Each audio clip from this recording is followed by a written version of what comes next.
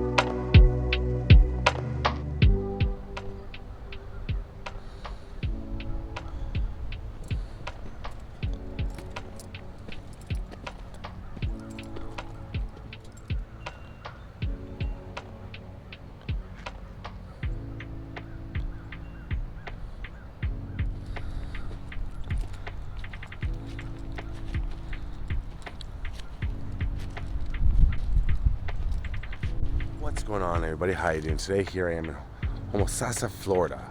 This is a location I've been trying to get to for a long time. It's kind of off the beaten path. It's on the Gulf Coast, an hour and a half north of Tampa, so far away from the interstates 75 and 95 that go through Florida.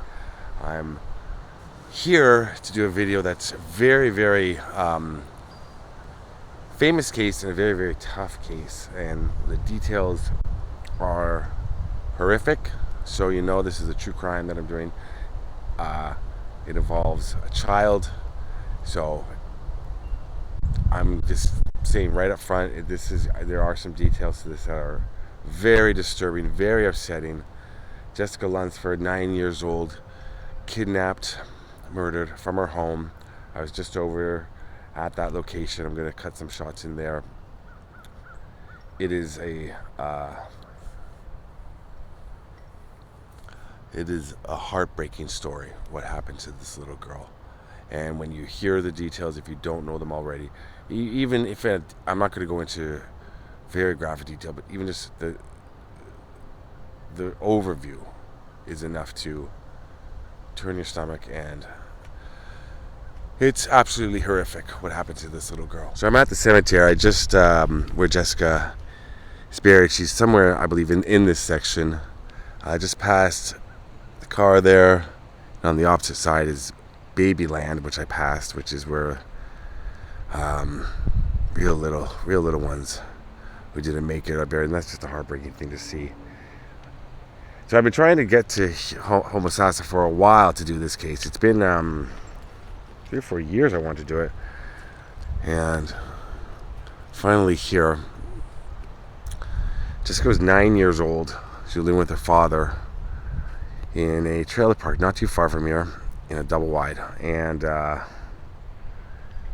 going to show it to you as I'm driving by, and look to be people home. I'm not sure if the family still lives there or not, but directly across, like, there's nothing separating, just a bit of land. There was a piece of work named John Couey. He was a sex offender that was living there. And at 3 a.m. in the morning, February 24th, 2005, he says he was drugged out, drunk, all of that. Cut a hole in the back door of Jessica's trailer, the home. In the screen, an L shape, went in, woke her up, told her not to scream and to follow him. And she did. She was 9 years old, terrified.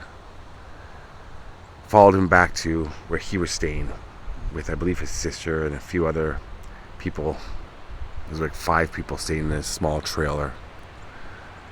The trailer's no longer there. It was burned down a few years afterwards, and a new one stands in its place. And this is it right now. I'm going to be showing you this property here, and I should say that I didn't stay too long outside this because there seemed to be children's toys out front, so I want to be brief when there's anything like that. Just try to be quick. I want to show you the actual location. Took her in, and here's where it gets very graphic. He raped her, slept with her overnight, and raped her again the next morning. Then he had to go to work. He put her in his closet, locked the door, left the little screen open, put on the news, left her able to watch the news, and with reports of her missing.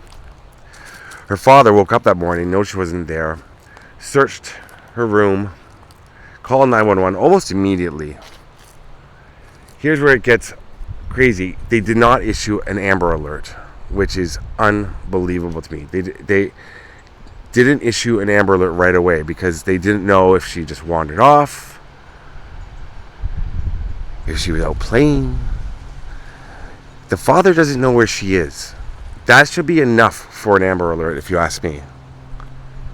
I mean, we were just there. I showed you the property. There's lots of force around. Anything could have happened to her, even if she wasn't kidnapped. Anything could have happened to her.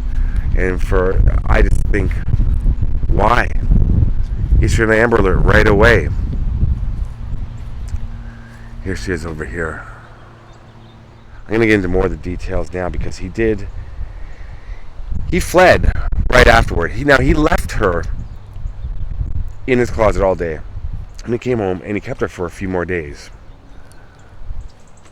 Kept her, and I can only imagine the unspeakable things that he did to her. When the heat was on, because police had knocked on the door and asked if they had seen John Couey, because he was a person of interest at that point. They said no, they hadn't seen him, but he was there. A few days later, about 3 days later, so 3 days she was there, he decided that he had to get rid of her. He told her she was going home. He was going to take her home. She believed him, and he said that he had to put her into garbage bags, feet first into one garbage bag, head first into another, tied them together with her purple dolphin, a stuffed animal that she loved. She believed. She had just gone through days of pure terror, watching news reports of her own kidnapping, knowing that her parents were out there looking for her family. He then buried her in about a 2-foot hole on that property. He buried her alive. As he was shoveling dirt on her, she managed to poke 2 fingers out, trying to gasp for air. She suffocated in about 2 to 3 minutes. But 2 fingers.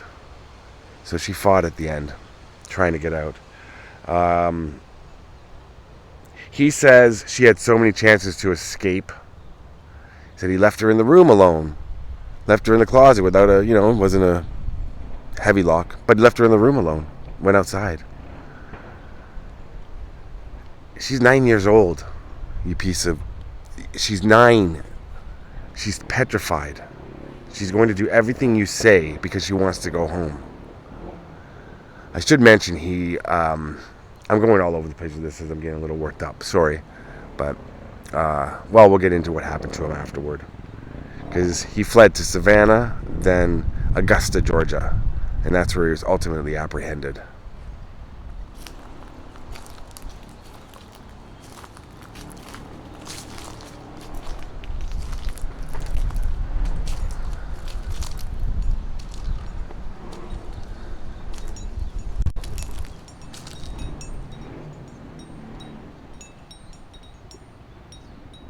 there is now a Florida law called the Jessica Lunsford Act, Jessica's Law, which puts heavy restrictions on sex offenders. Probably not enough, I would say, but it was passed into law. And then I believe 19 other states followed.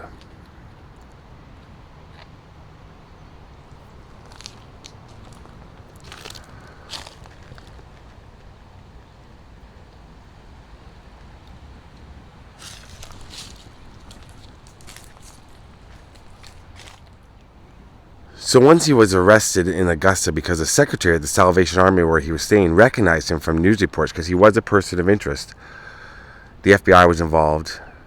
And then he was questioned and he confessed. But apparently he asked for a lawyer quite a few times. Police kept questioning him. He asked for a lawyer and they just kind of breezed past that. Took a lie detector test, and when it was over, he said, "I don't need to know the results. Bring in the detectives." And he confessed. Said everything that he did to her. Said that he was scared. So that's why he figured he had to get rid of her. He was scared. He was scared. Okay? Now that confession was ultimately ruled inadmissible because he had asked for a lawyer so many times. But the evidence was overwhelming. They found blanketed a pillow covered with blood. DNA matched it to Jessica's blood. DNA of hers and his on the material. Cocaine residue on her. It was a crack, pretty much it was a drug house. It was a crack house. There was no cocaine in her system. She was not forced to do any.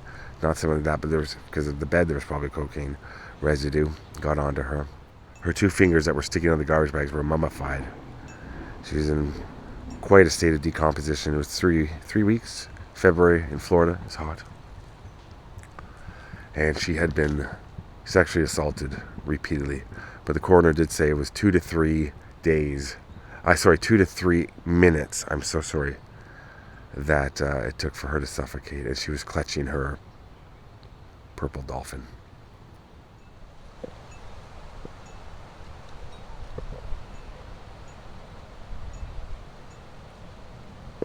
So in 2007, Couey, who looks like the scariest man alive, and I can only imagine, and he's smiling in the courtroom, and just, he had an IQ of 78, legally 70 or more to be sentenced to death is the law in Florida. So he was at 78 because they were arguing that he was not mentally capable of taking a stand or of knowing his actions, but he had an IQ of 78, so he was above it, not by much. He looks like the scariest man and creepiest dude ever. Exactly the thing of nightmares for children. He was eventually sentenced to death in 2007. They appealed, of course, and 3 life sentences as well on top of that. However, 2009, they were appealing, of course. It goes automatic appeal in Florida, and then he was appealing. In 2009, he died of anal cancer. So that took care of him, which I know that's pretty painful, I would imagine, anal cancer. I think I speak for all of us. I don't think it's enough. I mean, the good thing that came, it's hard to say that, but something that came out of this is the fact that there is a law that protects children more because of what happened to Jessica. Because, I mean, he was a sex offender and he was living right there. Shouldn't be anywhere near where a child lives. He had seen her, he said, a few days before, playing in the yard, and then in a haze, that's when he went and kidnapped her. So it's not something good, I wouldn't say that came out of it, but it's something positive. And I usually do bring a rock, and I brought a little bear that I found at a store a couple of days ago. I was planning on doing the video just to bring it here for Jessica.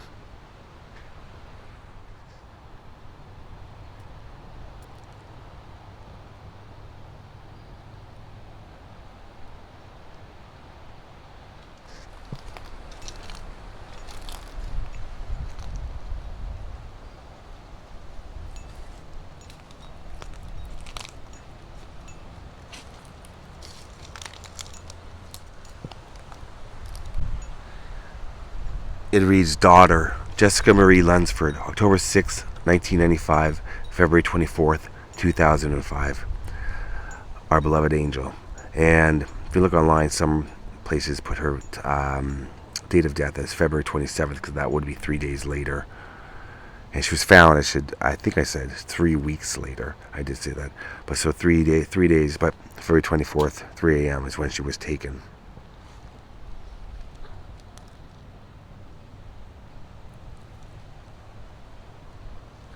She's buried beside her grandparents, Ruth and Archie.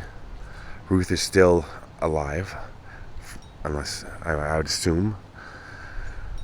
Her death date's not there, so we hope Ruth is still alive, and her father here, who is still alive as well.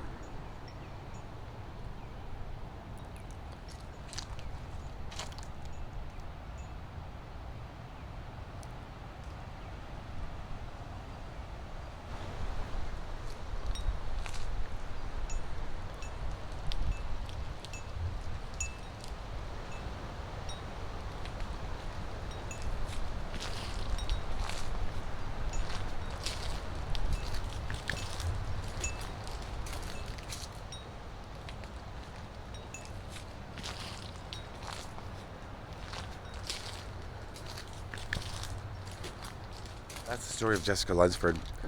I think I've stated before. I mean, when it comes to the death penalty, I'm a hypocrite because I think if somebody does a heinous crime such as that, and I've covered quite a few of them here, I think it's worse for the criminal, for the person who did it, for the monster, to suffer in prison. And I was going to say something medieval. You know, I've said it a million times. Cell gets smaller and smaller. You don't get more privileges as it goes on. No. Make the cell smaller. Take away everything. No TV, no radio. I think that's worse. Especially if they're, middle-aged or young. It's a long time. But again, like I said, I'm a hypocrite, because if it was my child or something like that, I know what I would want, the kind of justice I would want. So I really don't kind of speak out about I just did about my opinion on death penalty, because if it was my child or a child I knew, I'd have a completely different probably point of view, and I probably would want them to get the death penalty right away. But something like this, a crime against a child, any crime against a child, I think it's a life sentence, automatic. And then if you've killed a child, like in this sense, I don't even know what the punishment should be, how bad it should be for an awful, awful human being like him. He didn't suffer enough. Jessica suffered a lot, and she was trying at the very end to get out. There's 2 little fingers sticking out, and God rest her soul. And thanks for watching, everybody. Rest in peace, little Jessica. And I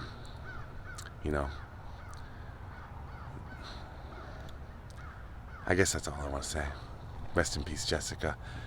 And make sure tuck your kids in. Make sure you come home before the street lights are on, kids. Thanks for watching, everybody. Love you all. Peace out.